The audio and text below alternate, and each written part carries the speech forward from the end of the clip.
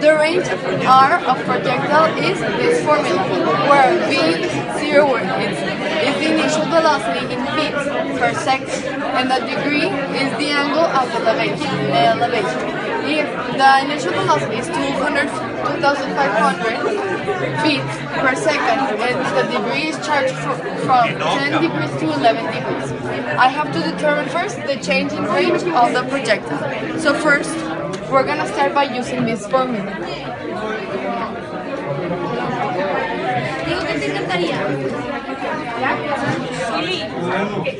In this one, delta R is equal to R2 minus R1. So I'm going to use this formula and take this 2,500 and substitute it in this velocity. So I'm going to start by doing R is equal to 2,500 to the second power R2 sine 2 times like 1 degree that I'm going to put later, and I'm going to tell you which one, minus 2,500 to the second power divided by 32 c degree of another one that I'm going to tell you.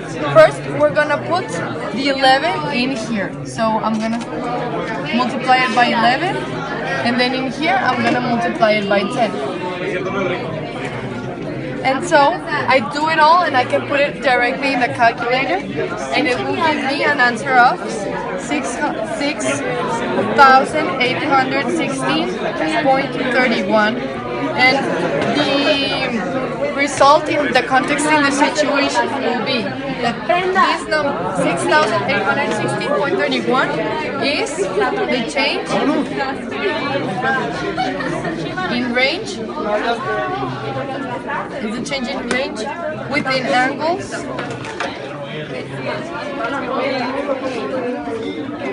10 and 11.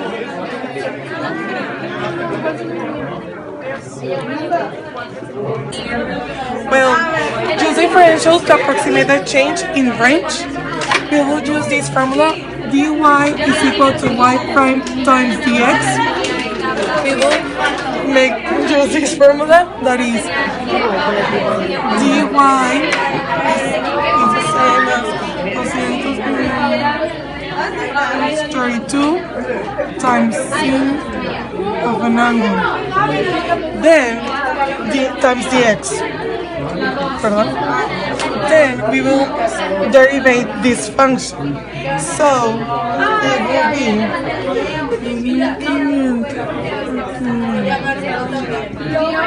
divided by 32, and is 2 cosine of 2, and we will use the smallest degree, that is 10, and times dx.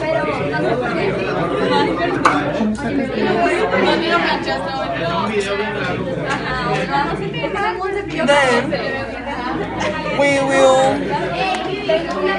dx is equal to 11 minus 10. That gives us dx is equal to 1. So here is times 1, and the answer is 39,03870.41. The approximation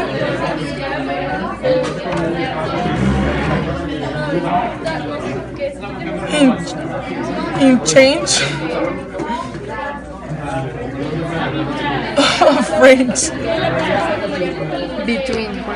between 10 and 11. Then we have to solve another question. It says, under which circumstances is it better to calculate actual change and when approximate change?